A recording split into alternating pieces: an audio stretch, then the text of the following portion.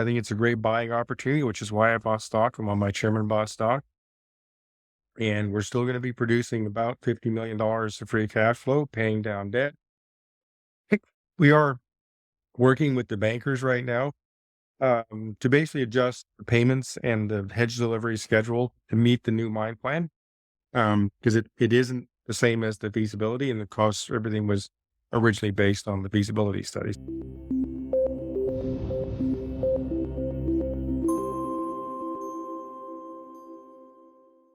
Good afternoon, Rick Van Nieuwenhuyse, Contango Ore. How did I do, my friend? You did well, Andy. Good to talk to you again. Good to talk to you. So I saw you down here in Atlanta. We'll take a step back even further. I saw you in July as an Alaskan or a former Alaskan. Started that really piqued my interest. We had a great talk there. Loved your business model, your interview. Loved that you're going production really quick and also very cheaply, if you would. Music to my ears. Saw you in Atlanta. I was not, I don't remember exactly when I bought, but I bought, it was in the teens. So, yeah, I bought in the teens. And then something happened. We had a big pullback in November and I bought a significant amount more. So just so all of our listeners and viewers know that I am a shareholder of Contango Ore. But Rick, tell me what's going on there. What happened? And you bought a lot down here as well. And yeah, just talk to me about all of that. So just kind of a quick repeat of our Manh Choh project, which achieved production last July. It was our first gold pour. We had planned to have 2 gold pours last year, 2024, and we ended up having 3, which was good news. We produced more gold than planned, and pretty much as per the costs that we had anticipated. Now, however, in November, right around Thanksgiving, we were informed by Kinross of the 2025 mine plan, and it definitely was significantly different and downgraded, if you will, from what the original feasibility plan had envisioned for 2025. And so 2 things. Basically, we're producing 20% less gold, and it's a combination of basically the limitations on the truck transport, bridge weight restrictions, moisture content, and ice and snow build up in the wintertime and mud build up in the summertime. That's all part of the gross weight of the truck, and the gross weight of the truck can't exceed certain limits, and so that's effective ore carrying weight that we lose. And so that was all incorporated into the 2025 plan, which meant, long story short, we're transporting fewer tons of ore and therefore producing lower amount of gold. The other big, so that's one category of things.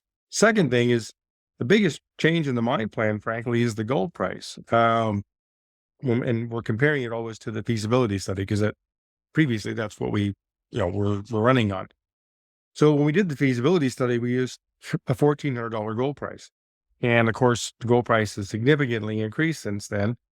And so now we're using a $2,500 base gold price. And that does 2 things. It lowers the cutoff grade of economic ore, which therefore lowers the average grade of the deposit that we're transporting. And so when you have that weight restriction, that's what sort of net results in a 20% less gold production. Now and that was obviously not good news. And then therefore the price is more expensive because it costs the same to transport, to pay for the truck to transport the ore up there, as whether it's, transporting, 43 tons of ore or 50 tons of ore. So, and then the milling costs are coming in higher based on the 3rd batch that starts to run more of the sulfide. So those are all the things that combine to make a higher all-in sustaining cost at $1,400 for the life of mine, and fewer ounces. So lower cash flow. The other thing that I think that I don't think shareholders paid enough attention to with the lower cutoff grade, we did add a year to the mine life. So, when you lower cutoff grade, you have more ounces that are in the economic pit. Um, and so that increased, the average there increased the life of mine by 1 year. So, bad news is you're producing fewer ounces because you're limited by the truck transport. But your costs are higher. So those are two, not good news. And then, but the good news is that you have another year of ore that you're going to be delivering. So rather than end of mine life in 28, it's 29 now. So, I think, obviously that wasn't good news, but I think the market like way overreacted, my opinion. And that's why I bought stock, why my chairman bought stock. And I just added to my position here last week. So, you it's continues to be a very tough equity market. Sort of, what do they say? 20 attaboys makes up for one oh shit. But, that's, that's kind of the market we're in. And, the stock got hammered. I think it's a great buying opportunity, which is why I bought stock and why my chairman bought stock. And we're still going to be producing about $50 million of free cash flow, paying down debt. We are working with the bankers right now to basically adjust the payments and the hedge delivery schedule to meet the new mine plan. Because it isn't the same as the feasibility, and the costs, everything was originally based on the feasibility study. So those aren't big. That's not like a big deal. It's sort of what you'd expect to do with a different mine plan, especially when you have $1,000 difference in the gold price. You're going to have to tweak things and move things around a bit. So, but I don't see that as any sort of a significant issue. Got it. So if I might interject here, I'm glad you said the part about, well, your mine life is extended, because it seems like, just I'm paraphrasing here just so I can understand it. It's really an issue of transportation, really. And then, yeah, so that's like, okay, it's a bummer that you're not generating the cash flow immediately that you have, but it's not like the money's gone either. Am I correct in saying that? I think another way to sort of state that is we're actually going to be producing more ounces over a longer period of time, albeit at higher cost, because, again, when you adjust the cutoff grade go down, we took off a gram average grade of the deposit by lowering the cutoff grade. And it's $1,000 difference between, the cutoff grade in the feasibility study at 1,400 and the cutoff grade at today's long-term price that we're using, long-term being life of mine sort of a price of 2,500. So, most gold deposits being mined today only have a gram of gold as their average grade. That's the delta in the difference between a $1,400 cutoff and a $2,500 gold deposit for our deposit, which of course is, average is 8 grams per ton. And that's as per the feasibility study. And now basically is about 7.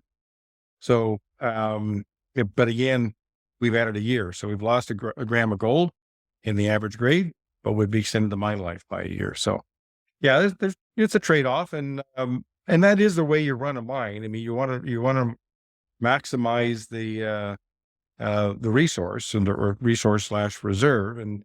And so when you're lowering the cutoff grade like that, you're actually taking resource and making it into reserve. That's the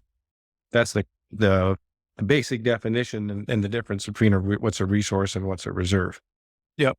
And speaking of that, going back to the price, I think two things. I think investors, I think this is easy to say because I'm not underwater. I'm actually fine. Just for all of our listeners, that's not a brag. That was just more an issue of timing. And also I significantly doubled down at these levels. And we got a decent bounce here in the last week or two, if I'm not mistaken.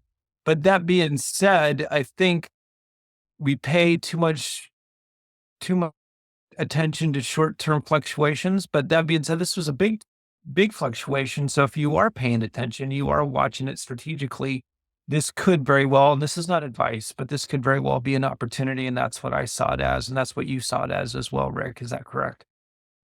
Yeah, and you have to, put things in context. obviously, like I said, the announcement in November, the press release in November was not a good news announcement. Of course, at the end, Everybody everybody got hammered. And when I look across at our peer group, the peer group is down about, you know, 20 to 30%, and we're down about 40. That's I just sort of do the average there. So it's definitely been a tough time in the junior market. And the fact I'd say that the majors have also not done well either. Not necessarily all for the same reasons, but bottom line, gold is just not getting a lot of generalist love right now.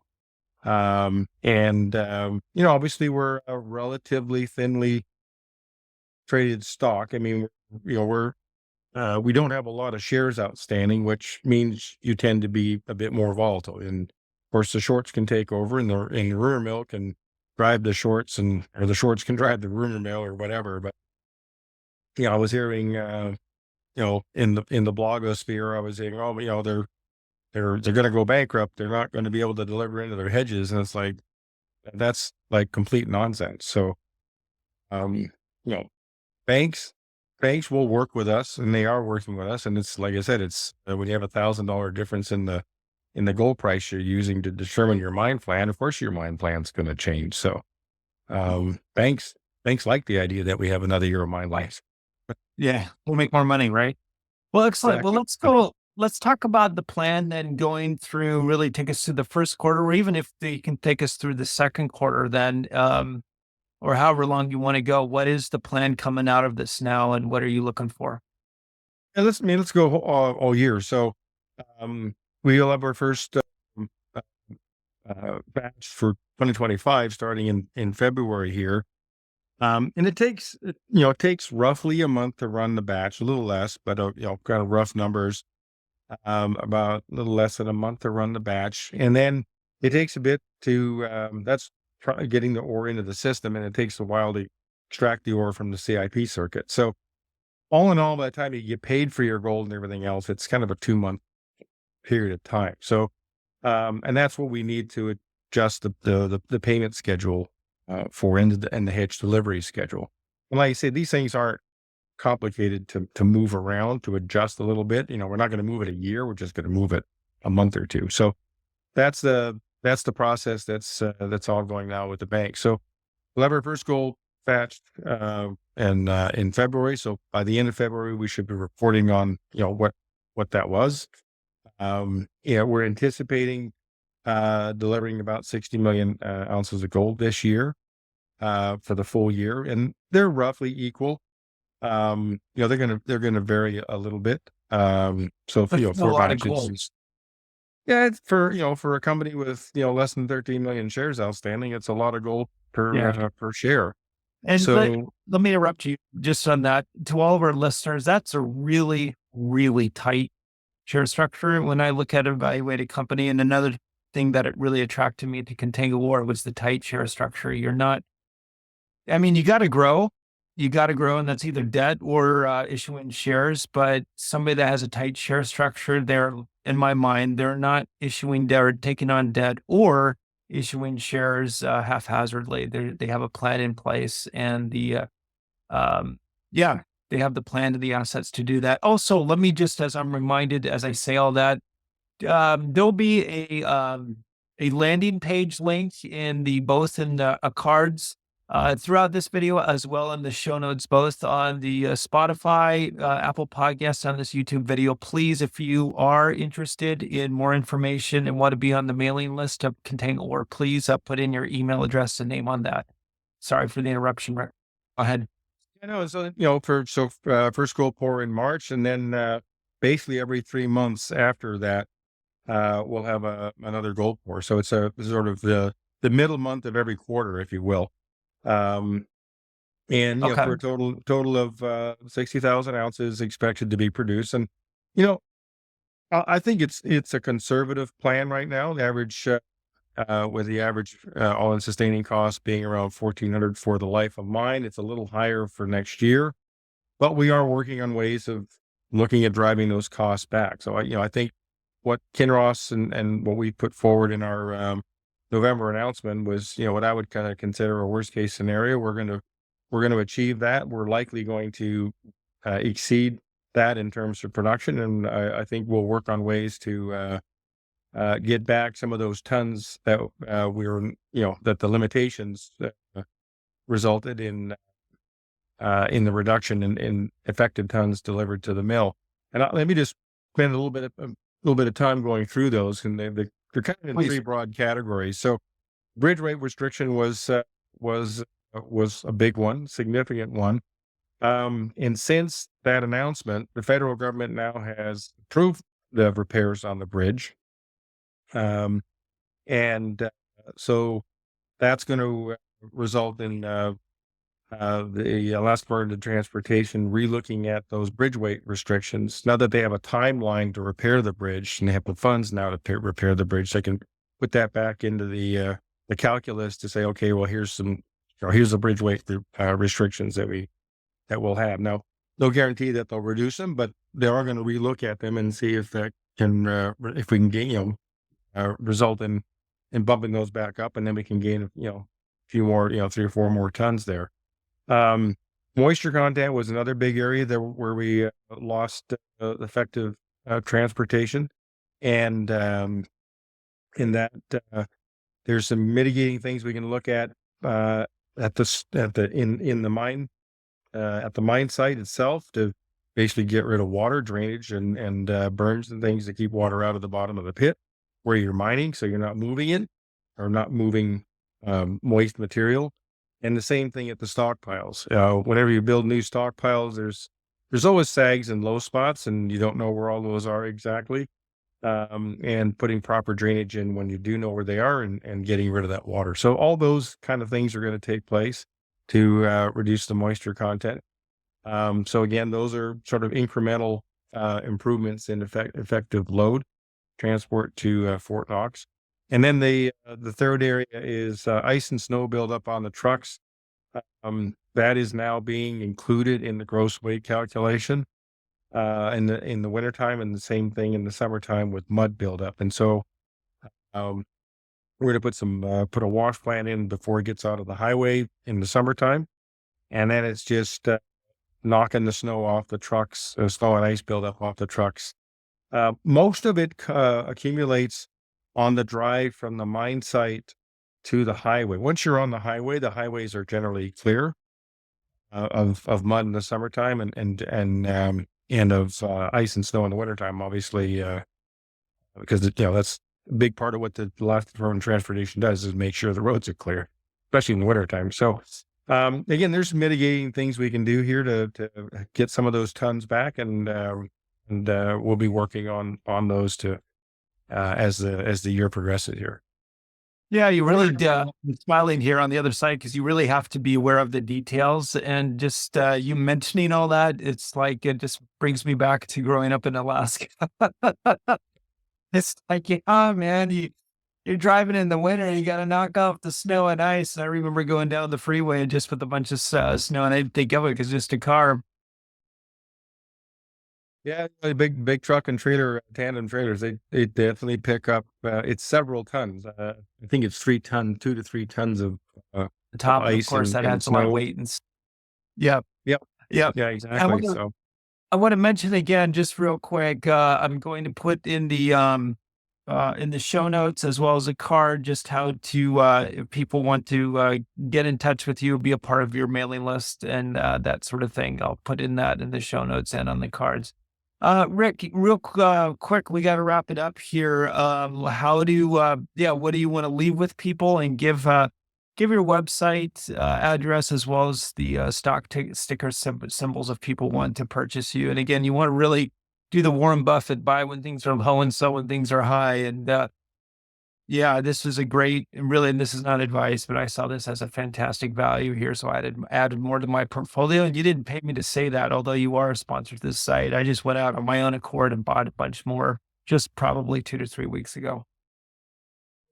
so obviously I bought stock, and my chairman does, and I just added some more last week. So we obviously believe in the story. Our first priorities are to pay the debt off, um, and we'll be working on putting a plan together to continue to advance our other projects. Lucky Shot, the high grade quartz vein, mesothermal quartz vein there north of Anchorage, and then our Johnson Tract project across the inlet from Anchorage.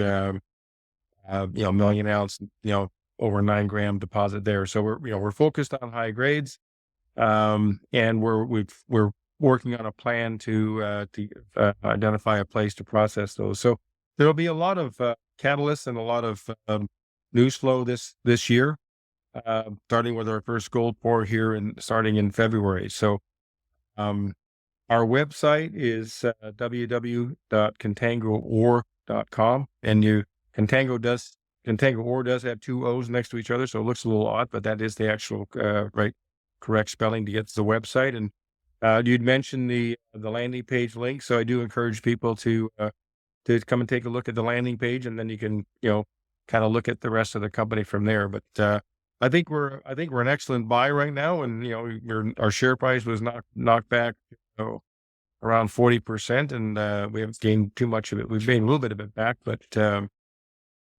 I still think we're a really good buy.